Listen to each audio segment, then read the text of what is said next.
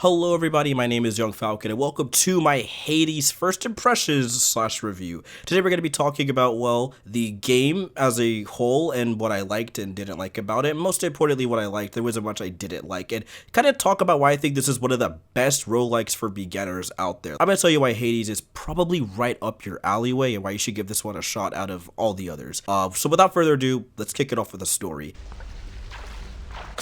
Losing to Theseus.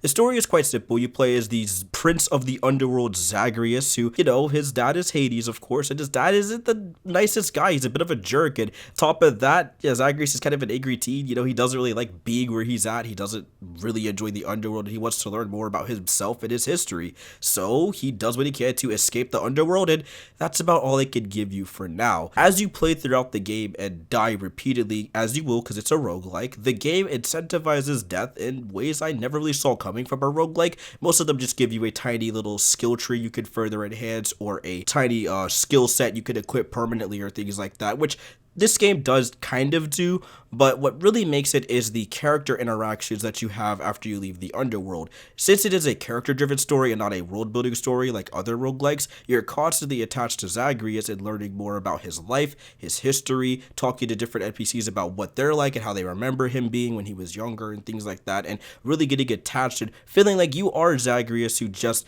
has been in the underworld for so long and he wants to escape and see the other side, essentially. And when you talk to various people and see the dangers of that, the benefits of that, the reasons why they kind of agree with you but kind of don't, things like that, there's a ton of overarching kind of interesting themes and plot lines weaved throughout, and it's all thanks to you just dying every once in a while and figuring that out, or going through the entire run and, well, unfortunately, doing some things again. That's just the nature of the underworld, I guess. But there are multiple endings and things of that nature for you to go explore, and dying is one of the ways you can secure those different endings and things. And I think that is absolutely awesome, because it shows these new players that are picking up the game that, hey, it's okay to die. Here's your benefits, is we're going to give you tips and tricks, which some characters will do in a joking manner, and they will, on top of that, give you different bits of lore to learn about the character's history, the world's history, and of course, use different upgrades and things to make your runs a bit smoother, which is awesome. In terms of gameplay, Hades is your typical roguelike. There is some really sick option setup where you have things like the dark mirror, where basically you go to upgrade yourself over time. These are things that are passive upgrades that will be equipped with you permanently. So for example, a death defiance, which allows you to revive yourself after dying once, or letting yourself do extra attack damage if you're attacking from behind, like a sneaky stealth attack or things like that.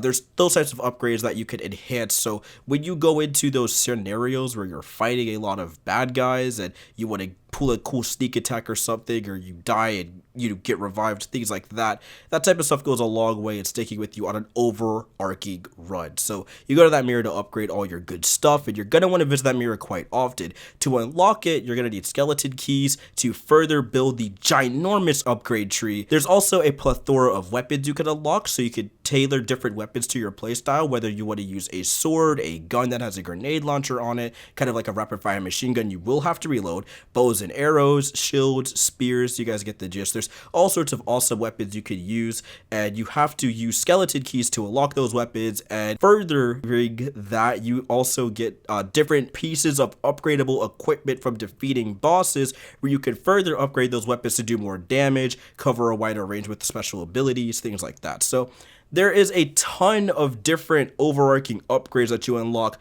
and a lot of the ways you unlock these are by dying or giving gifts to various NPCs and things like that to take with you on the long run, which is really, really cool. The upgrade system in this game is absolutely phenomenal, because it works its way into basically everything, and once again incentivizes you, or rather nudges you in the direction of, hey, it's okay to lose at this game. We will not crush your soul. There's even a god mode in the game where your damage resistance goes up ever so slightly, I think by 2 or 4% every time you die. So you die a ton still because, you know, damage resistance only works for so long, but you still get the benefits of becoming a stronger person, and the game even kind of pokes fun at that, like, hey, it's okay to be, you know, kind of overpowered or whatever, because he is technically a demigod at the end of the day. So I like it. I think all the stuff they did in the game is really cool, and the way the upgrade trees work is really invigorating. Like, it really forces players to say, hey, I might have died this round, what can I upgrade, what can I fix, what can I do to my skill tree to make myself better, stronger, and faster, or whatever it may be. It's got a lot of cool smart plays there. On top of that, you of course have the Greek gods that appear throughout the game that give you various awesome skills to enhance. So like a lightning trail on a sword if you call on Zeus, making enemies weak, or sometimes tricking them to fight with you if you get Aphrodite, you know, out of love and stuff. Being able to move faster thanks to Hermes and attack faster, or getting a little bit sturdy and going for a sprint after a dash, things like that. Even adding on to multiple dashes, so instead of 2 or 1, you can have up to 3, again thanks to people like Hermes. There's all sorts of these tiny upgrades that not only enhance your fighting capabilities, but also can work together with just your overall core movement, which is very important, especially in roguelikes. There's also a really cool system called the duo chains, where if you work with a different god and say both of them kind of pitch into each other during the story and are talking like how they can help Zagreus, they go together with a combo move which you could use to further make attacks either more devastating or make status effects on you not as bad, or kind of sometimes completely nullify some things, which is awesome. So the combat and the way the boons work and the way everything bakes into the story once again, and everyone's doing their best to help out Zagreus, is really awesome, and I cannot stress that enough. The amount of stuff they do to make sure you feel like an absolute beast moving throughout the game is great. And that's another big thing I love about the game, is how much you can honestly just break it. There are a lot of interesting upgrades, like the life leech build I went for, where if you upgrade your sword you lose 40% of your health. Oh no, but you gain +2 on every single main attack swing that you throw out. So I'm mashing my 3 combo button or going for a bunch of attacks that do a lot of decent damage and always will be hitting something, so you gain your life very fast even if enemies are blocking it and things like that, which is really sick. So there is a ton of possibilities and options you could go for, from a full-on tank build where you have like 300 health and just chip away at enemies with decay moves, or, you know, more people like me who are just about the quick action, getting right into the thick of it, going for a life leech build. You just well on enemies, dash away, get back in there and well on enemies, using people like Athena's call to bring on her invincibility. It's so sick, dude. The amount of options available to you to fully flex the game and make it fit to your play style,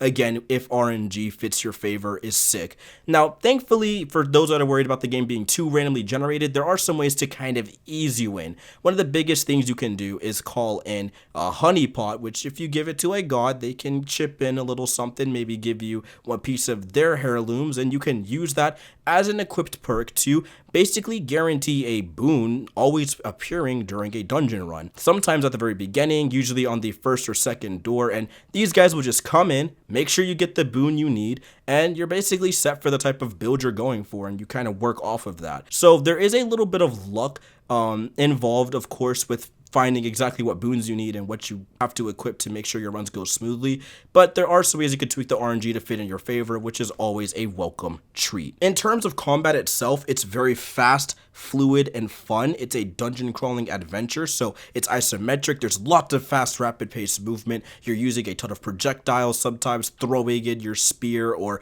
lobbing a giant poison cloud, things like that, to harm enemies, and at the same time you're moving at brisk neck speeds thanks to the dash button, just going in for attacks. I mainly use the sword, so I'm mashing Y, I'm getting in there, using my AoE to push enemies away, sometimes using it to do extra damage with decay moves. There's a lot of cool stuff you can work in, and it's a very fast and frenetic game. There's traps you could have enemies fall on top of by dashing right into them and then dashing off. They shoot this poison kind of lasers, if you will, or drop rocks, or you can slam enemies into each other, which does extra damage and stun, or slam them into walls, which also does extra damage and stuns, or sometimes you slam into the walls and then a rock will fall on top of them. It's really cool how you could use the isometric environment to your advantage, and even boss fights try to work this into the gameplay, which is really awesome. The core crux of the gameplay is just a lot of fun. It is a ton of moving around arenas, some big, some small, and kind of using the traps and things of that nature to your advantage. So once you finally nail down the movement of the game, dashing in and out of combat, moving at just the right frame to not get hit by something, doing a just dodge, if you will, and sometimes even being rewarded from that, whether it be health or an attack from a boon. There's all sorts of really sick stuff, and the various NPCs you encounter within the core dungeon runs, from shopkeepers to people that will enhance your boons and level them up or upgrade their rarity for you, or things like that. It's just awesome. So the core gameplay is pretty simple, all things considered. It's really just mashing Y and pressing X and strategically moving around a battlefield at brisk neck pace and making sure you get your attacks in and, land your licks and all that. While at the same time being a bit more strategic, knowing that sometimes you just gotta sit fights out and constantly hide in a corner and hope your attacks hit, and you know what I'm saying, and kind of play it safe and watch your health bar and all that, which is also just as difficult.